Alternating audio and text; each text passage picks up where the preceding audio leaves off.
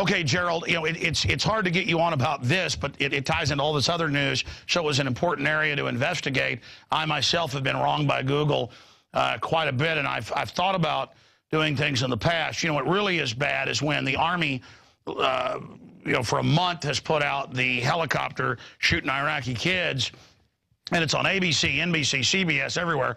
I go get the same clip from the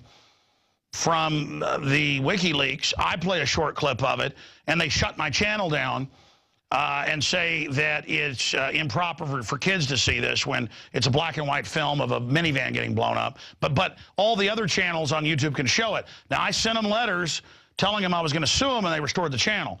And I don't know how that process works. The problem now is we've had Google make false claims against us. And now when we have done appeals, they just slap them down. So I'll be honest, since you're bringing this up, I'm moving into the range now because the First Amendment comes first of having to sue them. But again, it's a $300, $400 million company. It's very creepy. Any other comments about Google? And then I'd like to just get what's front and center on your radar with the economy, with Obama. And with Obama has now, they're going to bring back the assault weapons ban. Dianne Feinstein wants us to make us turn the guns in. I mean, things are getting really, really bad very, very quickly. People up in Camp FEMA in New Jersey and New York, it's in mainstream news that they've got military helicopters out there, people freezing to death, literally, and now they're kicking the media out, 12 days without power and water. I thought the preppers are evil people, Gerald. Yeah, as we said right from the beginning, the entire U.S. infrastructure is in collapse.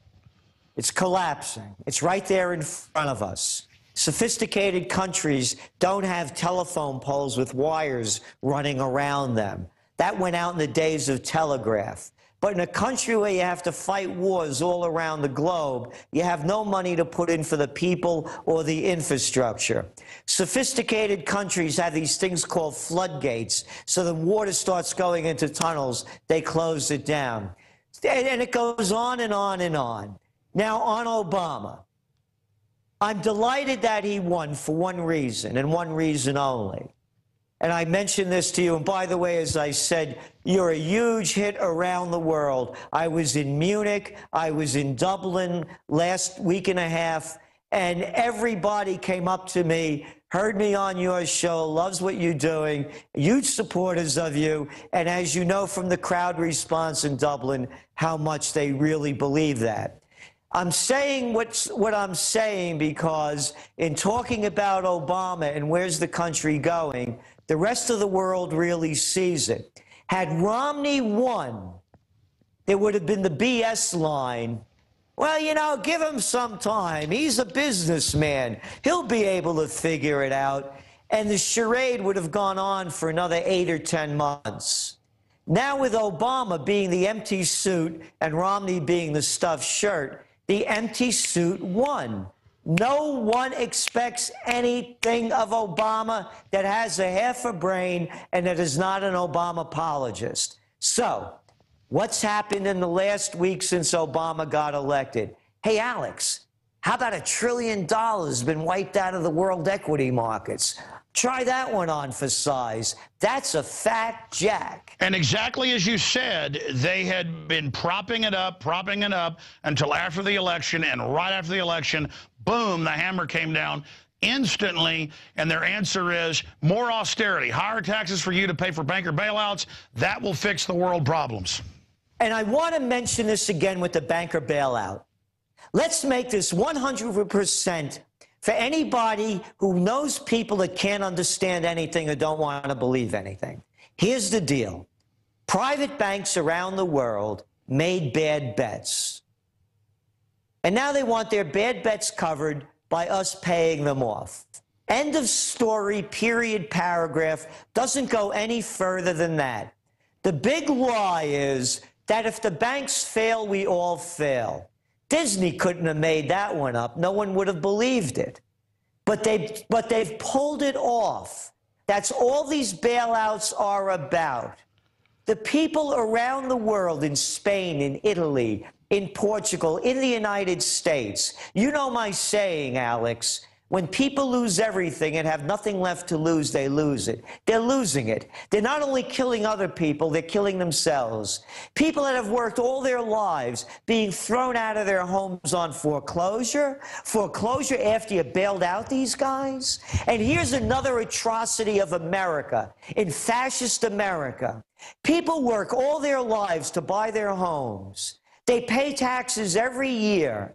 And now all of a sudden they're out of jobs, or down on their luck, or too old to work, and they can't pay property or school taxes, and they come and take their homes away? What kind of country are we living in? What kind of immorality is this? And I could sum the immorality up on this special day that we call Veterans Day. Let's call it Victims Day. Ever since the end of World War II, I'm not talking about the people that fought in World War II or World War I. Ever since after World War II, every veteran that has died or served in this country's armed services has served a big lie. They served the lie of Korea. They died uselessly. They served in Vietnam, a Gulf of Tonkin incident that never happened. They served in Iraq for weapons of mass destruction and ties to Al-queda that never existed. They're fighting now and dying in Afghanistan. I love it, that guy Petraeus, the four-star general. Yeah, he should be demoted to Major F-up, because that guy is the guy that kept spewing out the lies, the deceit of impressive progress. These criminals, these war criminals, these Clintons, these Bushes, these Johnsons, these Nixons, these Obamas, that are all getting our people killed for lies, should be brought up on war criminal charges. Instead, pick up today's toilet paper of record, the New York Times. Big photo of Obama laying a wreath at Arlington Cemetery. And then you go into the rest of the pages, Alex, not a word about anything. Not a word about all the lying wars. Just a piece of prostitute photography to keep the people believing in the big lie of these deceivers in chief, these con men in chief that are destroying the moral fabric of this country. What do you call it when the crooks wrap themselves in the bravery of the troops? Because even though the wars are frauds, they still have bravery. Most of the troops do join because they think they're being patriotic, even though a lot of it's for poverty. Because expanding on that, I remember it came out last year that 12 years ago in 1999, Bloomberg AP reported on this. In fact, you can pull it up if you want. Prudential and others, what was the exact headline for viewers out there? Prudential, let me find it. Insurance companies made deals to take veterans' death benefits to where they tell troops, oh, you're signing up for a 2, 5, 10-year stint. Sign here to put part of your check in to a death benefit, a life insurance for your widow or widower. And they went to the Veterans Department and got a deal to steal, the Big Ten insurance companies, the money when World War II vets through current vets die. But, oh, it's unpatriotic to talk about that. They say, keep the wars going. That's what the troops want, is to win this war. No, they don't. They want to come home. They want to come home. And they never rotated troops like this back and forth. These poor guys keep going over there. I want to make this really clear. This is not about the troops that I'm talking about. These are a lot of young kids. They're targeting Russia Today did a great segment on how they're getting these Hispanic kids and hounding them to join the service. You have people with futureless futures that they're dragging in. This is not about the troops. It's about the psychopaths in chief. Oh, by the way, I could end the wars like this. End them, not another one. Guaranteed. I heard Obama say Assad has to go. I could balance the budget and end the wars. I want to have a world leader face-off, a fight to the death. Hey, Obama, you want to take out Assad? Get in the ring, Junior.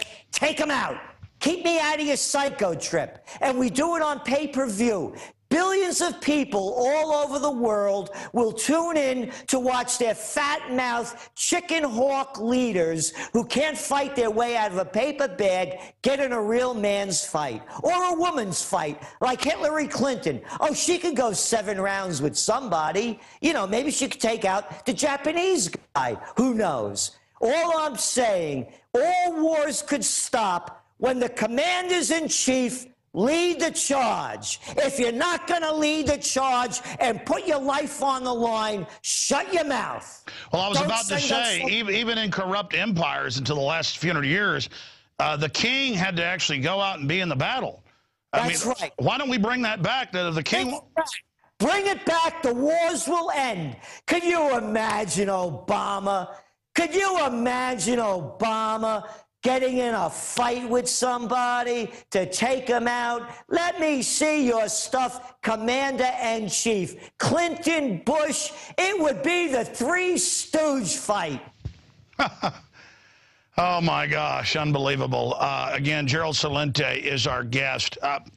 You know, I mentioned this, and I want to put the article on screen. For those that don't know, over 60%, close to 70%, that may be a low number, of Arizona is federal land. And it's not like just in blocks like it is in states like Texas or New York that don't have a lot of federal land. Out west, some states like Nevada is over 87% federal. When you look at it, it's little fingers and pieces. Sometimes it surrounds cities. Like Tucson, on three sides, is surrounded by national parks. And to get into Tucson, unless you want to go, I don't know, about 70 miles out of the way, you've got to drive through the national park. And we have an article up at Infowars.com where you have to drive right through from the east into the west, right through the national park. And when you go through it, they have guys with guns out there, federal marshals, with the green-hatted Forest Service, and it's in the local newscast, and they search people's vehicles because somebody in the public land left some shotgun shells. So you got 60+% of the state's federal land. People are allowed to go out there and shoot. The illegals have taken over most of it. But what they then do is they show up and say, now everyone driving through these roads that go through these passes, we're going to stop you. And the news said everybody loves it. If people go watch the video, they're on the site at Infowars.com. So now we have 100 miles in on the coastlines and into Texas and all the other states on the borders. It's not for illegals. They're hiring them to build the fake walls. They will jerk citizens out, search, no warrants. Now, though, Tucson, hundreds of miles up from the border, you're trying to drive in, and they're running checkpoints arguing, well, people went on public lands and were hunting, and they left their shell casings, so now we're going to search your car and see if you have shell casings, because the guns are legal, but they're going to arrest you if you don't have shell casings, whatever that means. I mean, just any excuse to condition people. And again, people watching on the map of Tucson there, you see there on the east, the pass where they're running the checkpoint runs right through the middle. If you, no, it's up north of that. It's the major highway going right through Takeover. Yeah, there it is. There's the road right there. There's the pass. So I've pulled it up there, the road that goes to the pass. So if you want to get into Tucson, they say, well, this is federal property. This is a Constitution-free zone. And now Obama is announcing he wants to ban semi-autos. GERALD, where do you see all this going? Well, you know, it's not only happening there. It's happening right up here in the Hudson Valley. And you go to any of the reservoirs up here, there are DEP police all over the place. They even set up their own prisons. I mean, come on, yeah, Al-queda knows where that reservoir is up there in Margaretville, you know? I mean, this is all about fear and hysteria and to keep controlling the people. So let's look as the new year begins very shortly, and El Presidente of Los Estados Unidos, Barack Obama, let's watch what he does first. And I can tell you what I believe they're going to be. A more raping of our constitutional rights. I will bet that he approves the Keystone Pipeline. And I will also wager that we will either be in war, a new one, or get closer to another one. Those are my forecasts for the new year. And as we come out with the new Trends Journal for the top trends of 2013, Alex, the first trend that we're going to be writing about is peace. Because if we don't have it, these psychopaths are going to make life not worth living. Not worth living on the everyday level, as you were pointing out what's going on over there in Tucson and Arizona and other places. What's going on over here in New York. You want to see a funny trip? Come over here to Woodstock, New York. You know Woodstock, you know, peace and love. Boy, you should see these cops with their bulletproof vests. You know, you never know when a hippie's going to come at you and take you down. They're militarizing the whole nation. This is what happens in fascist countries. And make no mistake about it, this is fascism. As I said, when private banks have to be bailed out by the public, that's called the merger of state and corporate powers. Corporatism equals fascism. Just ask Mussolini. Wow. Well, Gerald, I really appreciate all the time you've spent with us today. I know that in the new issue, the November issue of Infowars magazine, we have one of your great articles in there, and you're also an advertiser in it. I appreciate you supporting us getting out our magazine. Your magazine is absolutely amazing, and people can find it at trendsjournal.com. They can also sign up there and get the trend alert reports. But, you know, you've been on the show before, and we've talked about people better support alternative media for sanity, like trendsjournal.com, like Infowars.com, by spreading the word, by going to our official sites, and by, you know, buying the products that we have. Because, as you say, prepare, survive, prevail, just like you promote buying locally, having real communities. The globalists are doing everything they can to consolidate control. They want us buying Chinese slave goods, and I'm not judging people. It's almost impossible not to buy some. But when you can, it's important to vote with your dollars, whether it's for organic food, you name it. So people should give a gift subscription to Infowars magazine to their friends and family, 12 issues. If that won't wake them up, nothing will. People should give gift subscriptions to the Trends Journal. You know, just pay for it and then send it to their address as a Christmas gift. And then you wake up friends and family, but you also support what Gerald and I and many others are doing. Alex, I have to say this. The opportunity has never been greater. This election was a total fraud, and a lot of people know it. It was a lesser of two evils election. 11 million people, including myself, didn't turn out to vote this year. The gap, the vacuum is so huge it could be filled with anything. It could be filled with greatness, courage, respect, dignity, and passion, and change of a magnitude of a renaissance change, a rebirth of quality and greatness like never before. It's a total fraud, and a lot of people know it. It's up to us to change the future, because if anyone says that you're powerless in changing the future, they're trying to rob you of your dignity, deny the soul within you and the God that lives within you, or whatever you believe, because you create the future. And if you leave it to them to create the future, guaranteed you're not going to like it. Absolutely. Well, Gerald, thank you so much for spending all that time with us, and I hope your lawsuit prevails. If there's any justice, it will, because, you know, you're clearly there trying to get some injunctive relief to get these people off your backs. Hopefully now some of the folks that have been doing this to you will understand that the dogs have now been released reluctantly, and they can back off. But more and more I realize I'm going to have to sue some people as well, just so people understand that we're not going to be walked on. You know, don't tread on me. Exactly. And this is, as Diane Figueroa mentioned, this is a precedent-setting suit. It's going to affect everyone, and should we be victorious, it will benefit everyone.